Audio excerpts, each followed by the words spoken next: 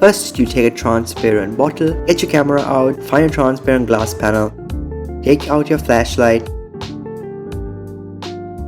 keep the glass panel on top of the flashlight,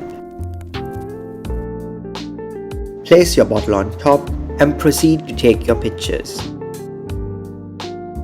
Afterwards, I open up Adobe Lightroom for my initial enhancements. As you can see, the main adjustment made was that I made it black and white, which I preferred the most. Afterwards, I load up Photoshop to get rid of any of the overexposed bits using my clone stamp tool.